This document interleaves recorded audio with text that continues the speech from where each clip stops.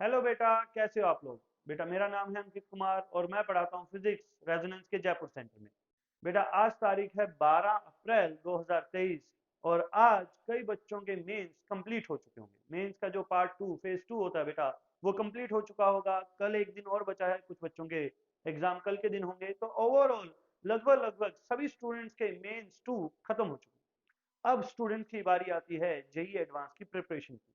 और JEE advance की preparation में जो सबसे पहला सवाल बच्चा पूछता है कि सर टाइम तो छोटा सा है, टाइम तो थोड़ा सा है और सिलेबस इतना ज्यादा है, क्या छोड़ें और क्या ना छोड़ें सर, हमें कुछ समझ में नहीं आ रहा। तो बेटा आपकी इसी परेशानी को हल करने के लिए हमने किया है chapter wise analysis, chapter wise weightage analysis of physics in last 11 year of JEE advance paper. बेटा इसके अंदर हम हर साल जेई एडवांस के कौन से चैप्टर से कितने क्वेश्चन आए हैं, क्या उसका वेटेज रहा है, वो बेटा आपके साथ डिस्कस करेंगे। इसका फायदा क्या होगा, आपको समझ में आएगा कि कौन से चैप्टर से क्वेश्चन रेगुलरली पूछे जा रहे हैं और कौन से चैप्टर से क्वेश्चन रेगुलरली नहीं पूछे जा रहे हैं। तो आप किन चैप्टर्स पे पहले फोकस करें और किन चैप्टर्स को लास्ट के लिए बचा के रखें। तो बेटा ज्यादा टाइम नहीं लेते और इस आज के एनालिसिस को शुरू करते हैं। सबसे पहले बेटा हम स्टार्ट करते हैं जर्नल फिजिक्स से। ये जर्नल फिजिक्स क्या होती है बेटा? इसके अंदर हम इंक्लूड करते हैं unit and dimension, error analysis और मैथमेटिकल टूल्स। अगर हम बेटा देखें ओवरऑल इस सेक्शन का एनालिसिस या इस सेक्शन से हर साल कितने क्वेश्चन पूछे जा रहे हैं, तो बेटा ये रहा आपके सामने एक ग्राफ। तो हम देख सकते हैं कि ओवरऑल इस सेक्शन में से एवरेज वेटेज रहती है 6.6%।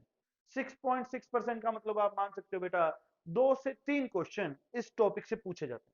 इस टॉपिक के अंदर बेटा अगर आप देखो तो हर साल एक क्वेश्चन तो पूछा ही गया, 2 और 3 क्वेश्चन भी पूछे गए। इस सेक्शन के अंदर भी मैथमेटिकल टूल से क्वेश्चन नहीं पूछे जाते। यूनिट एंड डायमेंशन से हर साल एक क्वेश्चन पूछा जाता है और एक्सपेरिमेंट एनालिसिस से भी हर साल एक या दो क्वेश्चन बेटा आपसे पूछे जाते हैं। तो बेटा आप इन चीजों पे फोकस कीजिए कि यूनिट एंड डायमेंशन और एनालिसिस छोटे छोटे टॉपिक हैं लेकिन इनसे हर साल क्वेश्चन पूछा जा रहा है। नेक्स्ट सेक्शन जो है बेटा हमारे पास वो है मैकेनिक्स। मैकेनिक्स के अंदर बेटा हम इंक्लूड करते हैं kinematics, analysis, friction, work power energy, circular motion, rotation, fluid, gravitation, सब कुछ ये सब लिखे हुए हैं बेटा। आप पढ़ना चाहते हो तो पढ़ लीजिए। इसका अगर हम ओवरऑल वेटेज देखें, मैकेनिक्स का ओवरऑल वेटेज है बेटा एवरेज तौर पर 26.8%। यानी कि कुल मार्क्स का 26.8% आप सिर्फ मैकेनिक्स से इंक्लूड कर सकते हो। आपको कुछ नहीं पढ़ना, 12 कुछ नहीं पढ़ना, सिर्फ 11 के इन टॉपिक्स का इतना वेटेज है। और ये वेटेज भी बेटा हर साल बहुत कांस्टेंट नहीं रखा इन्होंने। कभी बहुत ज्यादा हो गया 37 तक हो गया, 36 तक हो गया, कभी बहुत ही गिर गया, गिर के कितना हो गया 16% तक हो गया। तो बेटा ये वेरी कर रहा है। इसमें के अंदर भी मैकेनिक्स के अंदर भी 1D से क्वेश्चन नहीं पूछे जाते। प्रोजेक्टाइल मोशन से गलती से एक आधा पूछ लिया जाता है, रिलेटिव मोशन से क्वेश्चन नहीं आते बेटा, न्यूटन लॉज ऑफ मोशन से नहीं आते, फ्रिक्शन से गलती से कभी एक आधा क्वेश्चन पूछा गया है, work power energy, circular motion. Circular motion में देखिए एक साल छोड़कर एक साल क्वेश्चन पूछा जा रहा है। सेंटर ऑफ मास, इसमें भी बेटा एक साल छोड़ के एक साल क्वेश्चन पूछा जा रहा है। रोटेशन, बेटा जो सबसे इंपॉर्टेंट टॉपिक है मैकेनिक्स का वो है रोटेशन। रोटेशन से हर साल क्वेश्चन पूछे जाते हैं, 2 या 3 क्वेश्चन एवरेज तौर पर आ ही रहे हैं। एवरेज वेटेज जो इसकी है बेटा वो है 8.5%। अगर आप ध्यान से देखो तो किसी साल तो 3% की वेटेज है और किसी साल 14% से 13% की वेटेज है। तो बेटा ये बहुत ही, और 17% वेटेज भी है कभी कभी इसकी। तो ये बहुत इंपॉर्टेंट टॉपिक है बेटा रोटेशन, आप इसको कवर करके ही जाइएगा। रोटेशन के अंदर भी आपको क्या कवर करना है बेटा? प्योर रोलिंग कवर कीजिएगा। Pure rolling, moment of inertia, ये दो टॉपिक हैं, एक फर्स्ट और एक सबसे लास्ट।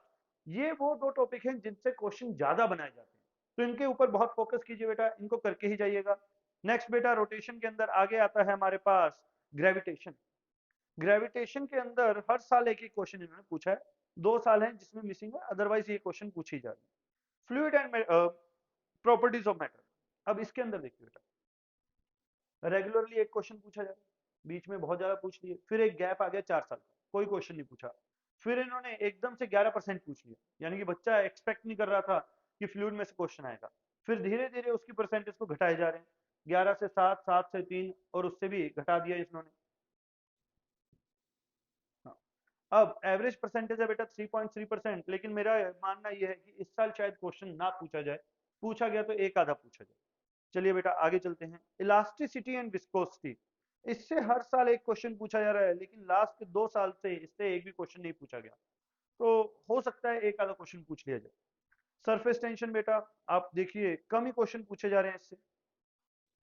फिर आता है बेटा ऑसिलेशन एंड वेव्स, इसके अंदर हम इंक्लूड करेंगे SHM, string wave, sound wave. इसका ओवरऑल वेटेज है बेटा 6.5% एवरेज, यानी कि हर साल इसमें से 2 या 3 क्वेश्चन आपसे पूछे जा रहे हैं। SHM, sound waves and string waves किस किस टॉपिक से पूछे जा रहे हैं? एसएचएम से पूछा जा रहा है बेटा एक क्वेश्चन। फिर स्ट्रिंग वेव से कम पूछे जाते हैं। जो क्वेश्चन पूछे जा रहे हैं वो कहां से पूछे जा रहे हैं बेटा? साउंड वेव से। यानी कि अगर आपके पास टाइम कम है और आप एक स्ट्रिंग वेव और साउंड वेव में से डिसाइड करना चाहते हो, तो मेरा ये मानना है कि बेटा आप साउंड वेव को पहले कवर कीजिएगा, स्ट्रिंग वेव को बाद में कवर कीजिएगा, क्योंकि बेटा साउंड वेव की वेटेज ज्यादा है और स्ट्रिंग वेव की वेटेज थोड़ी सी कम है। चलिए बेटा आगे चलते हैं। नेक्स्ट है बेटा आपके पास 11th का topic thermal physics. Thermal physics की ओवरऑल वेटेज है 10.6%। 10.6% मतलब 4 क्वेश्चन। ये 4 क्वेश्चन भी बेटा किस किस से पूछे जा रहे हैं? ये पूछे जा रहे हैं kinetic theory of gases and thermodynamics से, केटीजी एंड थर्मो। इससे बेटा आपके 3 क्वेश्चन बनते हैं। 3 क्वेश्चन एवरेज तौर पर हर साल पूछे जा रहे हैं। 2019 में एकदम से इन्होंने 13.71% की वेटेज रखी है इसकी। 13.71 का मान लीजिए आप 4 से 5 क्वेश्चन इस टॉपिक से पूछे गए थे। आगे देखिए बेटा कैलोरीमेट्री एंड थर्मल एक्सपेंशन, कुछ नहीं पूछा गया। हीट ट्रांसफर एक आधा क्वेश्चन ईयरली रिपीट हो रहा है। देन बेटा आपके पास आता है elasticity and magnetism. Elasticity and magnetism के अंदर हम इंक्लूड कर रहे हैं electrostatics, current, electricity, capacitor, electric and magnetic field, electromagnetic induction and alternating current. अब ये देखो बेटा, ये होता है इंपॉर्टेंट टॉपिक। एवरेज इसकी वेटेज जा रही है 27.7%। एवरेज जा रही है बेटा। कभी कभी तो इसकी कहां तक जाइए 35%, 36%, यानी कि वेरी वेरी इंपॉर्टेंट टॉपिक है बेटा ये। अब इसके अंदर देखिए, हाँ, सबसे इंपॉर्टेंट टॉपिक जो है इनका वो है इलेक्ट्रोस्टैटिक्स। इलेक्ट्रोस्टैटिक्स का अपना एवरेज परसेंटेज कितना है बेटा? एवरेज वेटेज कितना है? 8.3%। कभी कभी इसकी वेटेज 14 भी गई है। बहुत इंपॉर्टेंट है बेटा, हर साल कम से कम एक क्वेश्चन तो पूछा ही जा रहा है। ज्यादा से ज्यादा 4 से 5 से 6 क्वेश्चन भी इसमें से पूछे जा रहे हैं। चलिए बेटा आगे चलते हैं। इलेक्ट्रोमैग्नेटिक फील्ड, इसके अंदर बेटा एवरेज रखा गया है इनका 6.9%, लेकिन कभी कभी इससे 16.39% की भी वेटेज गई है और हर साल एक क्वेश्चन आ रहा है। बीच में एक गैप है, लेकिन हर साल एक क्वेश्चन तो मिनिमम आ ही रहा है। तो ये बेटा 2 टॉपिक हो गया आपके पास, इलेक्ट्रोस्टैटिक्स एंड इलेक्ट्रोमैग्नेटिक फील्ड, ये आपको कवर करके ही जाने हैं। नेक्स्ट बेटा कैपेसिटेंस, हर साल एक क्वेश्चन आ रहा है बिना किसी गैप के, very important. Current, electricity, 2 gaps है बेटा, लेकिन फिर भी हर साल एक या 2 क्वेश्चन आ ही रहे हैं। नेक्स्ट बेटा इलेक्ट्रोमैग्नेटिक इंडक्शन, इसमें ये 4 साल का गैप था, लेकिन उसके बाद कंसिस्टेंटली इसमें से 2 क्वेश्चन या एक क्वेश्चन आ ही रहा। तो आप मान के चलिए इसमें से इस साल भी 2 क्वेश्चन आएंगे ही आएंगे। अल्टरनेटिंग करंट, बहुत ज्यादा गैप है बेटा। 3 साल नहीं पूछा, फिर 3 साल नहीं पूछा, मेरे ख्याल से अब फिर से ये 3 साल नहीं पूछेंगे। देखते हैं, मेरे ख्याल से अल्टरनेटिंग करंट से क्वेश्चन कम ही एक्सपेक्टेड।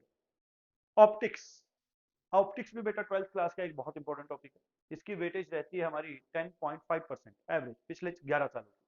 इसमें अगर आप देखोगे तो बिना किसी गैप के हर साल कम से कम 2 क्वेश्चन आ रहे हैं। ज्यादा से ज्यादा 16% की वेटेज रही है। मिनिमम वेटेज कितनी रही है बेटा? 5% की। इस टॉपिक को आप गलती से भी नहीं छोड़ सकते। ऑप्टिक्स के अंदर भी कौन सा टॉपिक ज्यादा इंपॉर्टेंट है? वो है ज्योमेट्रिकल ऑप्टिक्स। हर साल क्वेश्चन आता है बेटा, हर साल। मिनिमम 5% की वेटेज इसकी रखी गई है।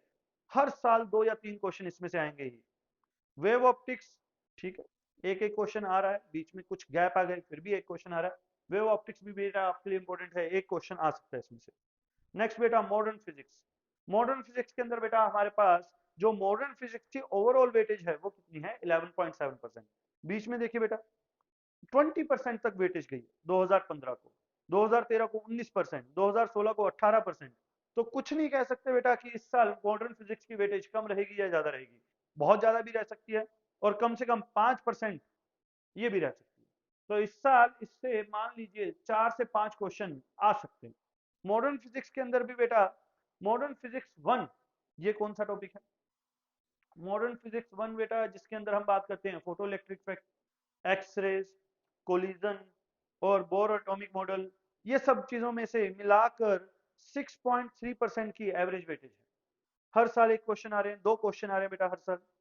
और सेकंड पार्ट जो है बेटा न्यूक्लियर फिजिक्स, उसमें से भी अगर हम ये 2 गैप को निग्लेक्ट कर दें, तो उसमें से भी हर साल क्वेश्चन रिपीट हो रहा है, हर साल क्वेश्चन आ ही रहा है। और बेटा ये है आपके आज का एनालिसिस। हर एक चैप्टर का हमने एनालिसिस कर लिया। अगर बेटा कोई चैप्टर यहाँ पे इंक्लूडेड नहीं है, तो उसका मतलब उसमें से क्वेश्चन नहीं आते।